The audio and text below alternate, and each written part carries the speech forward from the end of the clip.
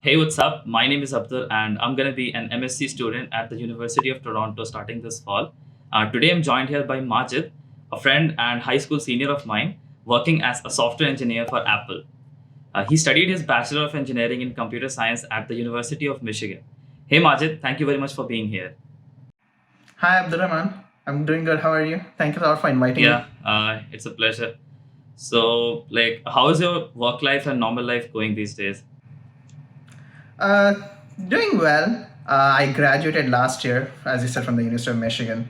Mhm. So that was a good achievement, although the pandemic didn't make it easier. I was there in Michigan. Now I moved to California. Oh, So definitely enjoying the sunny summers of Silicon Valley. yeah. But yeah, everything else is doing great. Settling down in work. Yeah, things have been good. Thank you for asking that. So, has your life been affected by the current pandemic situation in any sort of way? Yeah, definitely. I think to start with, pandemic Mm. struck at the exact time when I was supposed to graduate. So I didn't get to celebrate graduation as traditionally as other, Oh, people that is do. sad. That You sucks. Yeah. know, exactly. Yeah, my parents couldn't visit campus and celebrate it with me either. So that was a bummer. On top of Yeah. that, I had a dream job at Uber lined up that I was really excited about. That got rescinded because Oh. they suddenly lost all revenue due to the pandemic, so Mm. they couldn't take any new grads anymore. So it's back Oh. to recruiting, Mm. finding something new, and after a lot of struggle with the help of friends and family, I was able to secure a position at Apple, which was definitely another great opportunity, Yeah, I yeah. think, It's for me. definitely a great opportunity. Yeah, exactly. So yeah, I think those were some big changes. Even right now, I think the way pandemic is affecting me is having to, despite having a huge office in California, I'm working from the comfort of my home. So I Okay. think Okay. I see. definitely looking forward to moving back to Yeah, you must office. not be, getting that environment, that Apple vibe, working in that office area. Okay, Exactly. I never worked in office, but I think like the ambience really, makes a difference. Yeah, they have a great office for that purpose, good food on campus, and things to do that I'm missing out on. Yeah, yeah, So I makes sense. think that's another issue, thing that I'm hoping I could start doing soon once the Oh, lockdown subside. I see. I So see. yeah, I think that's how pandemic, to summarize, has affected in stages onto my life. Mhm. So you studied at University of Michigan. So how was your experience, studying at one of the leading engineering schools in the US? Yeah, that was a great experience. Thank you for asking. I think it was initially a difficult choice to make whether I should Mhm. stay back at home or travel abroad. In fact, I actually enrolled at NIT Surat when I was admitted and Oh, spent 6 days there okay. before I realized that I'm starting to regret missing out an opportunity that is Yeah, I right in my see. hands. So at that point, I chose to drop it and then move to the US. I see. Initially, it was definitely a difficult phase settling into a new location, having to face winters that are really crazy, that you will be soon as well, I expect. Yeah, And But I think it was their engineering program that was well suited for what I was looking for, which really got me through. So I think from that perspective, it was a great experience. I initially went there to do mechanical engineering. okay. However, Mhm. I later realized that I was not as inclined mechanically as I initially anticipated. So I think the ability that the university provided me to switch without a lot of hassle, unlike Okay, okay. a lot of other places that don't allow you to do so, I think that was a great benefit of studying at Michigan. On top of that, obviously, as I said, it's a great university that has some world-class professors and a lot of companies recruiting. So I think that helped me a lot in learning on campus itself rather than looking for opportunities outside. But I think most of all, because it's such a selective school, I Mhm. now have a great alumni network and set of friends and colleagues that are always there to support me.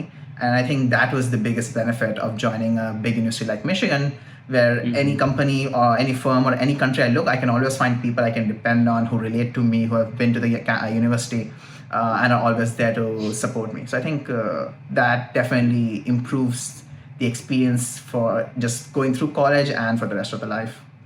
Yeah, makes sense actually. Networking, as I said in my previous video, networking is one of the biggest assets that you can really get out of your MS or any kind of study, MS or bachelor's abroad. So yeah, definitely, like it's definitely relatable. So you just talked about switching from mechanical to CS. I mean, initially you enrolled into mechanical, but later you switched to CS because you found out that you are not that inclined mechanically. So can you talk a little bit about that? Yeah, sure, not a problem. So I went into freshman year Mm. from mechanical engineering to the University of Michigan, which is located at the heart of the automotive industry. Ford, Okay, Chrysler, and GM have their headquarters. I think that was the biggest attraction for me. I see. On campus, I joined their solar car team, which was a great exposure to Mm. actually building a vehicle. We competed in Australia, got second place in the world. So Wow, it wow, was overall a great that's experience, amazing. you know? Yeah, Yeah, exactly. So I was really happy about it. But I think through that process, I realized how less inclined I was. I kept switching between teams. I initially joined the mechanical engineering team, realized how behind I was compared to other people who have worked their life through garages, who understood the vehicle very well. hmm, I moved on to do aerodynamics, where I got to sit behind a computer and do, impact, create bigger impact without being actually in the workshop. I see. But soon I think I found my piece working with the strategy I see. team, building Hmm. programs that would improve the solar cars' cell efficiency and modeling. And I think that's where, and I realized that, okay, perhaps I am not as great at mechanics and physics that I initially imagined, but I do have a knack for problem solving I and see. running simulations, Hmm. virtually. And I think that's when I decided to make the switch. I hadn't programmed before. Back in high school, I did not study computer science, so I'm initially concerned because a lot of Okay. people, especially in the US, come with a heavy programming background with Yeah. internships back in high school. Mm. So there was Oh, definitely that concern. But looking back, I think it was a great decision that I was able to take. hmm, And the school, as I said, is so good at prepping you hmm. for the future that I did not feel that gap between me and other students. There were enough opportunities for me to catch up. So That's yeah, I nice. think Yeah. that was just a quick summary of, not probably quick, but a summary of how I made that decision to switch and what were the factors that pushed me to do so. Oh, that's nice. That's good to hear. So what is the application process like for pursuing bachelors in the US? Yeah, I think so. There were multiple countries that I applied for, and US happened to be one of them.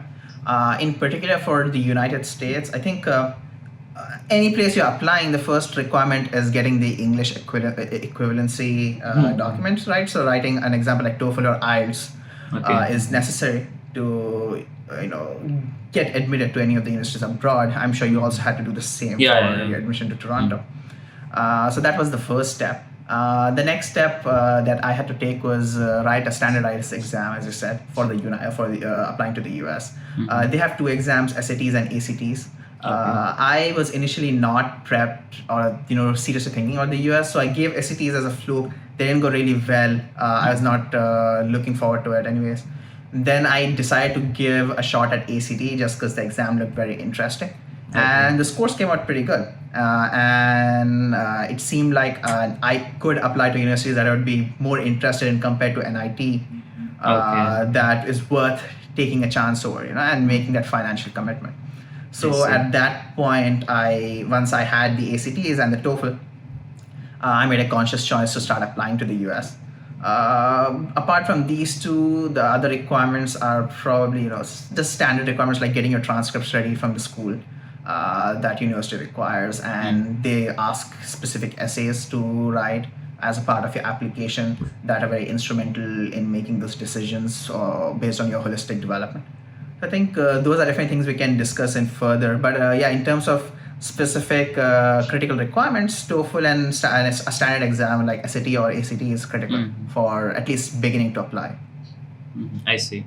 So are you comfortable sharing your SAT, ACT scores just so that the viewers can get an idea of what to expect, like what they can Yeah, expect sure. to get? Yeah. I can definitely share my scores, but the university provides you the ability to go back and look at your admission report and see what stood out on your application Okay. that they were Hmm. recognizing, and my scores were not one of them. Oh, So okay. I I would see. definitely say I was on the lower rung of the ladder when it comes to that, because my ACTs were 1800 something out of 2400, Okay. which was not even acceptable at Michigan. My Oh. SATs, sorry, my ACTs were 31 on 36, But the Okay. quantitative assessment, like science and math, was full score. So based on that, they made the decision to admit me. Because while the English scores were lower on the standard exams, they were pretty high for my TOEFL. Quantitative section. Yeah, Okay. and the quantitative TOEFL. section then established that I had good reasoning, as well. So based on that, they made the decision to admit me as an international kid. So yeah, those were my scores. So that's nice. That's nice. So you just talked about the scores. I mean, the standardized test scores that they weren't really great for your application. So what are some of the things that you did back in high school that really made your profile exceptional? Yeah, that's a good question. I think, yeah, that, because I think that's what helped me stand out as an applicant, which I later feared would not be helpful once I did a bachelor's in India. I felt like I couldn't redo those, go through those experiences again and establish as a part of my application, right? So I think my parents were very instrumental in pushing me into other activities. So, for example, I think as a part of the school's curriculum, Scouts and Guides was a huge program, as you must be aware as well, Yeah, yeah. that you're a part of. And I was able to get Raja Puraskar, which was the second highest honor. So Nice. that stood out as a part of the application, and for the US, where they do value the Scouts organization a lot. So Nice. that was, I think, slightly helpful. Also, we together participated in the cluster meet, which was the competition for students to compete with others. I was a part of the Quiz team, I guess, right? Yeah, yes, I the guess I quiz went team, with you, the right? We trivia, went to the quiz Jeddah and team. we had a lot of fun. Exactly, yeah. So I think that was a good experience. Getting first place Yeah. in the country definitely stood out on the application. What was the biggest impactful experience, I believe, was Toastmasters. I was a part of a Toastmasters club that I was a member of for 6 years. I was a president for 2 of them. Nice. So having Nice. those leadership experiences that I could explore and talk about to establish my holistic development and experience in dealing with people, organizations, leading from behind, things of that nature that I could establish as a part of my experience of being a Toastmaster. I think that has probably helped a lot to the resume as well. And finally, I think the fact that we were living in a country abroad, getting to experience diverse cultures at the same time, living in Saudi Arabia, living in the Middle East. I think that also I was able to talk about it in my application. That's what my essay was about as well. And in the US, it's again a melting pot. They also appreciate an experience where you can talk about how you integrate yourself with different cultures. So I think that also was something that added some color to my resume and the application. So I think, yeah, those, some things that now that I think about were really critical to the application. I'm sure there were other things that stood out. Some involvement in sports is always good. And needless to say, academics is always important, right? Yeah. I didn't mention that to begin with because that was always a given. That you can establish yourself as a good academic student, and as soon as they see that, then they move on to look over your holistic experiences. So I think, yeah, especially for the US, they focus more on that. There were other countries that I applied to, like the UK, for example. Their requirement was more focused on academics. Like they needed me to pass JEE mains to get admitted. I was applying for Imperial College, which is like one of their best schools, right? So yeah, in order to get admitted there, I had to get the main score. Eventually, I didn't make the decision to go, but yeah, some schools are more academically defined as compared to others, as I said. But yeah, I think when I applied to US in particular, those out of school experiences definitely helped a lot in coloring my application. Yeah, that was really informative. Yeah, I totally agree with you. Like when we are actually applying after our undergraduate, we have things like projects, internships to show off. But when you're really in high school, I mean, you don't really have that information about what should you be actually doing. You can't really just go and work on projects or internships at that time. So definitely, as you talked about participating in things like debate, quiz, or Toastmasters, these things definitely add feathers to your application. So yeah. Yeah, exactly. Because my concern was if I joined the undergraduate school and in India and I heard experiences where there's there's always opportunities available if you look for them, but there's issue with time commitment and other responsibilities at undergrad, and I was concerned that I won't be able to showcase all those experiences again, right? And to get admitted into Indian schools, I didn't all that experience did not add anything to the resume, right? So I wanted to get some usage out of it, let's say. So I thought, maybe applying to US would showcase how important these experiences are. And once I got admitted, I felt like those places valued the experiences I had that I wanted to build upon. Yeah, So, definitely. If you had applied to India, it would have just been about your SAT scores. That's all. I mean, SAT subject test scores. That's all. Yeah, they don't care about what else you have on your application. Yeah. So yeah, exactly. And I was concerned that once later, even if I want to apply for masters just like you did after bachelor's, will I be able to accumulate the same sort of experiences and get admitted again to the schools of the quality that I already had got admitted to? So there was always a risk to take that I didn't want to take at the time. So yeah.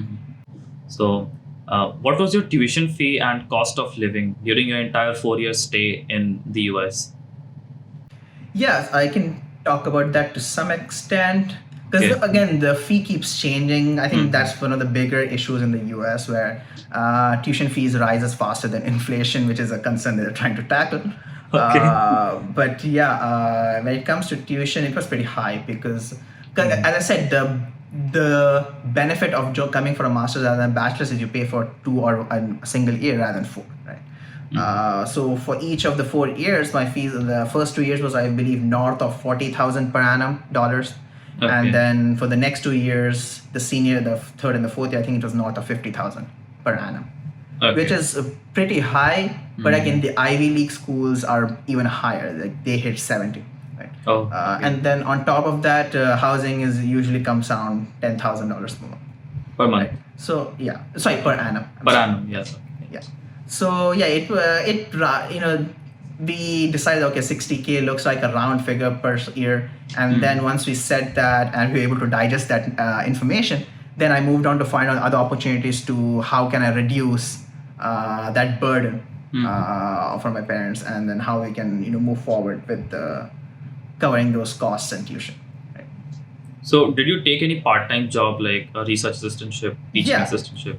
Yeah, definitely. Because I think at the end of the day, I had from the initial estimate, I had to pay around 2.5 to 3 years of fees only. I didn't have to because what I did was, firstly, I took a job on campus in the housing department where I was a resident advisor taking care of freshman students. So they covered my housing and food. So I was only left with tuition to cover. And then the next step to cover tuition was I initially taught physics on campus. As a advisor, and then next thing what I did was I did 2 study abroad programs, so that was fully covered by the university in Hong Kong and Shanghai.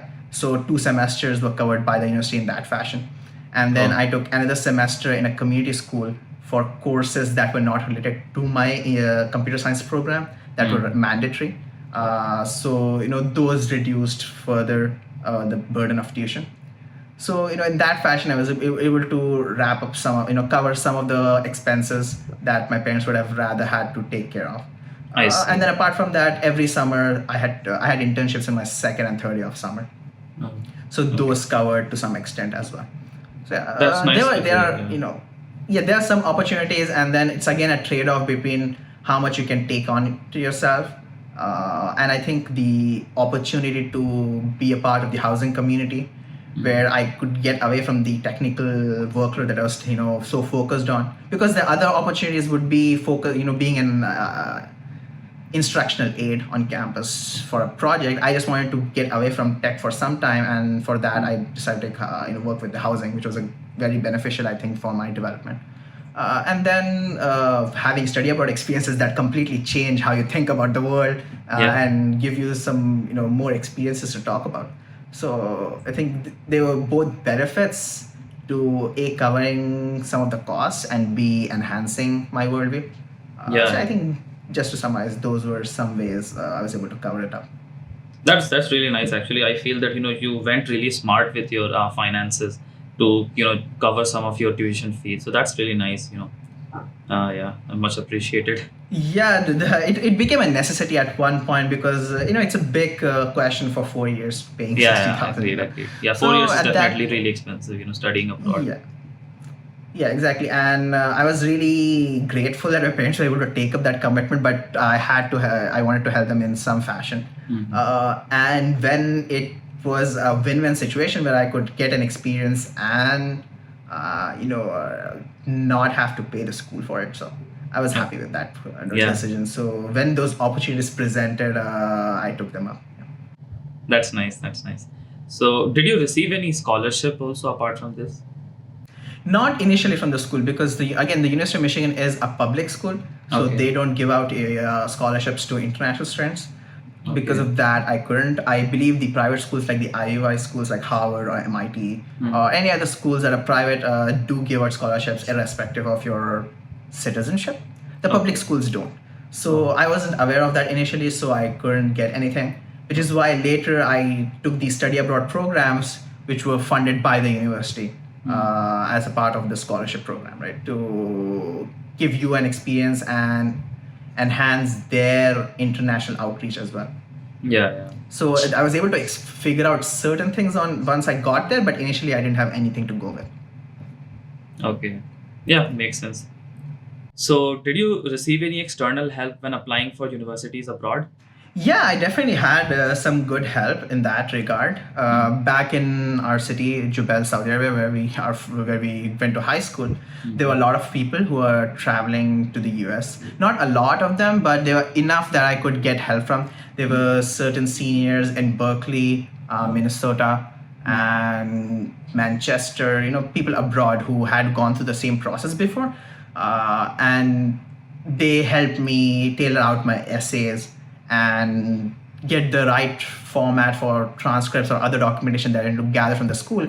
Because our school at that point, I believe now our school is better at it, but initially they did not have any way of supporting us if you wanted to study anywhere other than India. So, the responsibility was on my shoulders to figure out all the paperwork and documentation necessary for the application. And for that, other people who went through the same process were very instrumental in getting me through that. And apart from that, Google was always, I think the key. I never really understood how important it was until it came to the application where all the information, you just need to know how to query it out. Like everything was available, you just needed to figure out how to do it. I believe any other student who had to study abroad must have felt that as well, right? So, I think gathering that info was quite an experience from the internet. And once the applications were done, and I got admitted, I found other people like me. There was a great senior, Ram Gopal from Saudi Arabia, who went to the same school, a senior of mine. So then I approached him, got some more help about how I could further prepare for the campus, what I could do on my own before I, hit the ground. We also had some extended family in Michigan. So they were very helpful in, getting me used to the environment. And providing me with some personal support that I needed. So Nice. there was definitely a lot of external help that I could depend on to get through this journey. That's nice actually.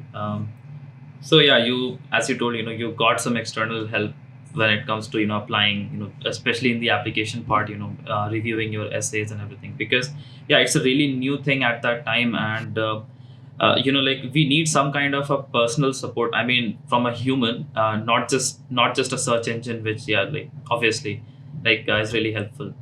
So were you nervous when you were applying to US, as many of your colleagues went to pursue their undergrad in India? Oh yeah, very nervous because I was 16-year-old thinking about traveling abroad when I spent my entire life in a city, a small city with my family. So it was going to be a big change if I took the step to move forward, right? So definitely very nervous about it, especially since US was not the only country I was applying for. I was applying everywhere, like Canada, UK, Europe, Singapore even. There was no barrier to entry that I put on myself. And at that point, I was very nervous because I didn't know where I'd end up at the end of the year. I think all through that, my parents were very helpful. because Nice. they were the ones who initially encouraged me to take these exams and test myself on the international stage. And then once I was able to stand out, then despite them being more nervous than me, I think, in hindsight, they were really strong at encouraging me, finding out resources like other people outside who could provide me with the information that they themselves couldn't. Right. So I think they were very helpful in breaking down that nervous energy. I At the see. same time, I think there was some external pressure as well as to questions as to why I was making these decisions, right? And why my family was helping me in that as well. So I think taking some of that negative energy and not getting unnerved by it was also it took some work, I see. both from extended family and people in our circle who could not make heads or tails about the decision. So I think there was definitely some I was definitely in two minds about that, no doubt about it. But which is why we took a lot of steps as a family to ensure that there was always a backup. One of them, as I said, was I went to NIT Surathkal to make sure that this is not what I wanted, right? Yeah. In fact, I kept my admission until the first semester. Oh. I was just marked absent the entire semester, just in case if I didn't settle in India, US, I could always come back. I see. Right. So yes, we were definitely nervous about this decision. It was a big change, and strategically, our family took some decisions to make sure there was always a backup to fall back on. So That's really yeah, nice, there was definitely So yeah, to summarize, definitely nervous about it, but took enough steps that I could not think about, and just put it aside. Right? Yeah, I see. I see. So you just talked about applying to Singapore, Canada, UK, I guess, and US. So like, can you just talk about some of the universities? Just like briefly name them where all Yeah, you sure. applied. Yeah, sure. I can do that. So in the US, as I said, I just like you got a perfect square in the SAT subject test, so we knew NIT was a good option that we already had in hand. Yeah. And once I had that, I was only looking for colleges that would be better than that option, that was worth paying the amount, right? So in the US, it was just the big schools: MIT, Harvard, Georgia Tech, Michigan, right? Four I schools. see. In the UK, it was Imperial College London. I couldn't apply to Cambridge because it was already I missed the deadline. Oh. So then I went for Manchester. In Canada, I applied to University of Toronto, right? And then in Singapore, it was National University of Singapore, NUS. Right? In UAE also, I believe I applied to a school as a backup. So yeah, there were a lot of options that I put down for myself. In the end, I was only accepted from Michigan in the US out of the four. I had University of Toronto, Imperial College London, and NUS. So I was really sad that they rejected, but later realized how big of a threshold they have for acceptances. So I guess I understand why they didn't accept. NUS, right? NUS, I've heard yeah. it's really competitive, extremely competitive. When it comes for to the CS international part. students, they prefer Olympiad winners, which was not even an exam we attempted at our school. So there was no point in really. I like later on I realized how unsurprising the rejection was. I see. And then apart from that, NIT was always in hand, right? So those are the schools I had to make a choice about. Initially, as I said, I was like, let's first select one international school to focus on, and then make a decision between India and abroad. I gave up on Imperial because Brexit was at the same time, so I was concerned about it. I was not sure how the market would turn and how campus placements would look like. Canada and US were two choices that I had to make at the time. Both were pretty close in terms of weather patterns and opportunities. In the end, I went with Michigan because I'm actually not sure why I went with it. We were very confused about it. There was some I remember, confusion I remember talking to you at that time, and you said something like the fee. You thought that the CAD fee was actually in USD or something like that. And it sounded really high or something. Canadian dollars for US dollars. So I told my parents that Toronto is going to be more expensive than Michigan. It was around the same, but because of Toronto's living expenses, which I didn't realize at the time. But I just made a mistake and then chose Michigan because of the limited financial burden that I thought was lower.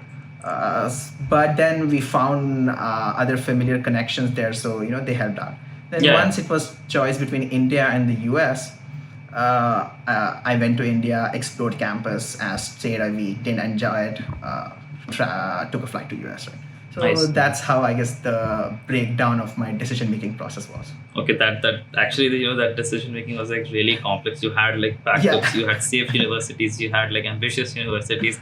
That was like really well thought of, I would say. Yeah, and when I look back, I was really surprised that I was so methodic because there were so many exams and preparations that you go through as a senior in an Indian school, right? Yeah. And I still remember the pressure and how I had to find pockets of time to finish these applications, follow through them, keep track of their tuitions and scholarship applications. And then there was nobody else to help us out, right, at school. So Exactly. finding other external connections who could help me out with the guidance. So it was definitely a very pressured year with fruitful returns. Like I'm really happy with the investment I made that time. Exactly. Yeah, that's definitely true. So, how hard is it to get a job after graduation?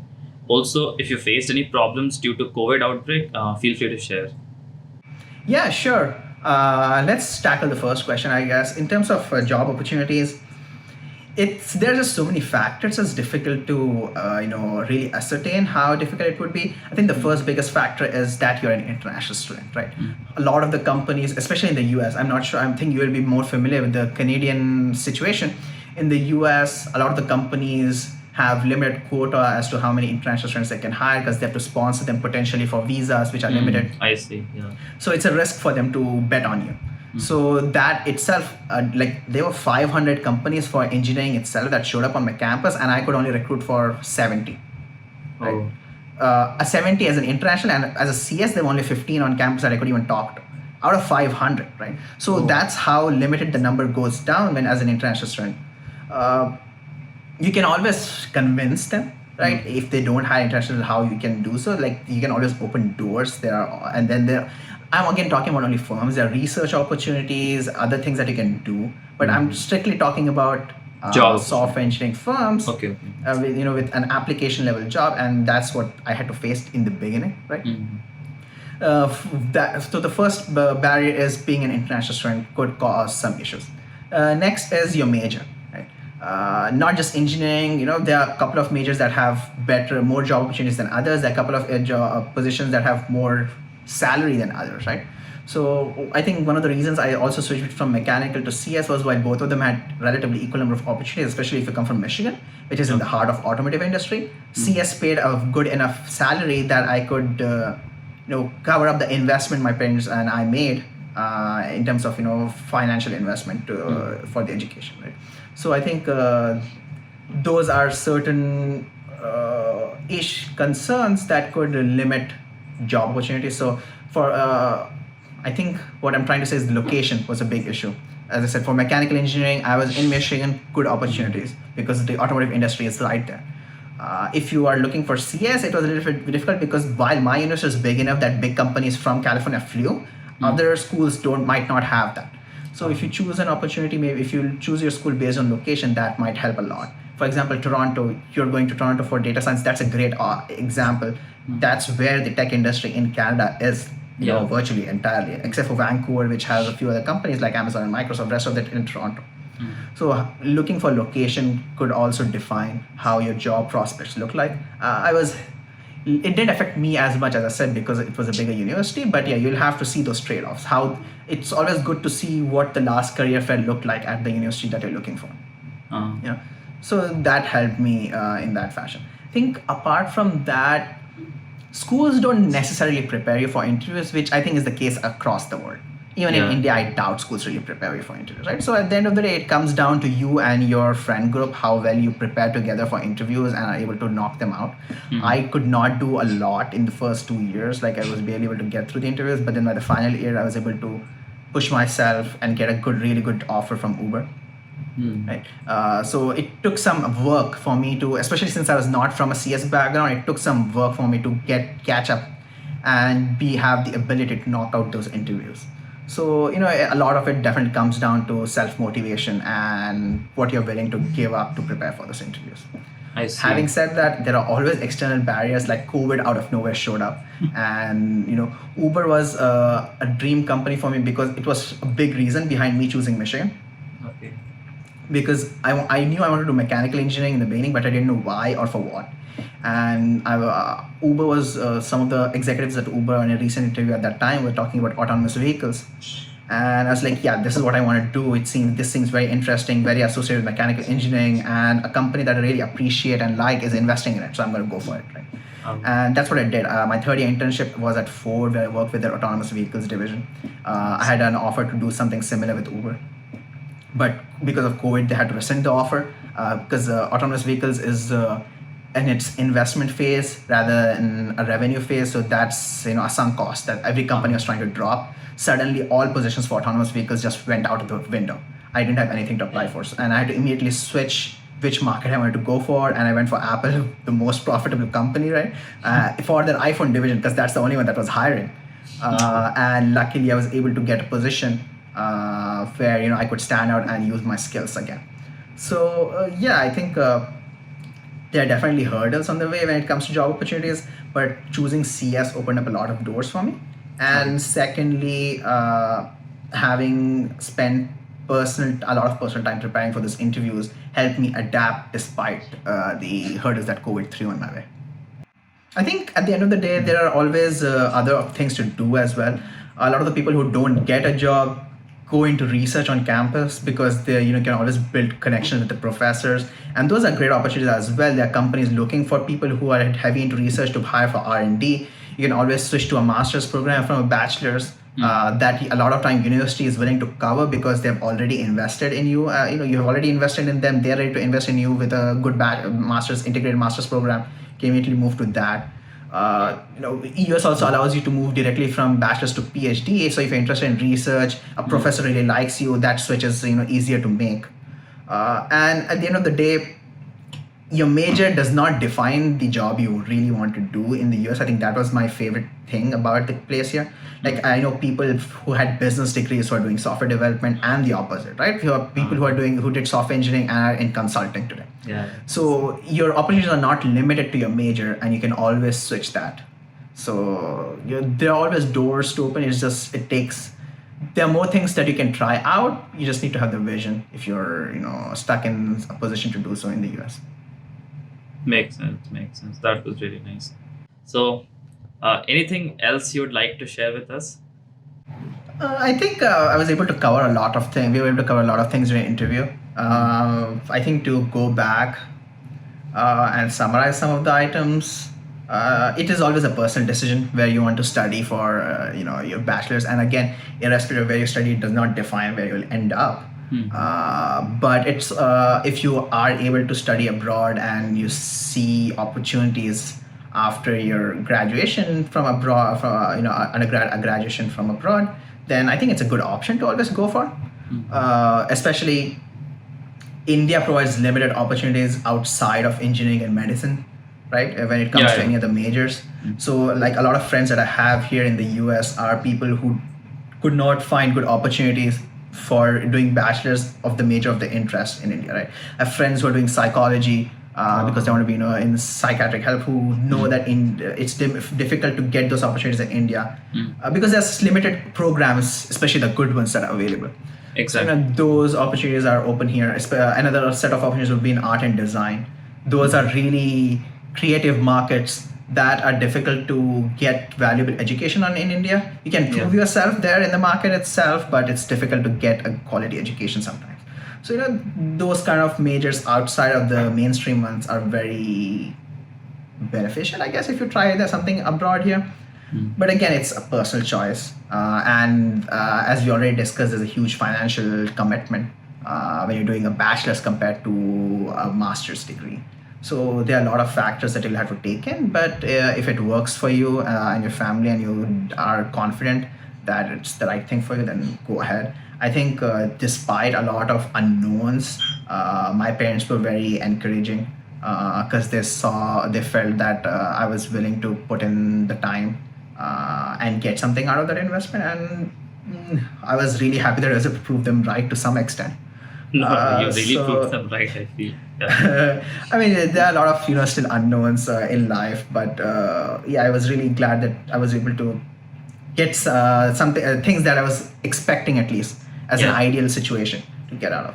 despite the hurdles and the rungs that COVID and other things threw in, right? So I'm personally happy, but might not be the case for other people. So yeah, if you're looking to do something similar, I'm always here if you want any help as well. Yeah, If you want any definitely, definitely. advice, and I'm not the only one. There are so many people who do this, and both people who study in India and abroad eventually end up, depending on how hard they are willing to work and how smart they are about their decisions. So make the decision that feels right for you at the time, and irrespective of whether it's right or wrong, you can always figure it out. Yeah. So, for the viewers, if you have any more questions, I will leave Majid's LinkedIn profile in the description below. So, Majid, thank you very much for being here with us. I found this session really informative, and I hope the viewers feel the same way. If you guys did, don't forget to like this video. And if you want to see more content like this, please subscribe. Thank you very much for watching, and I'll see you in the next one.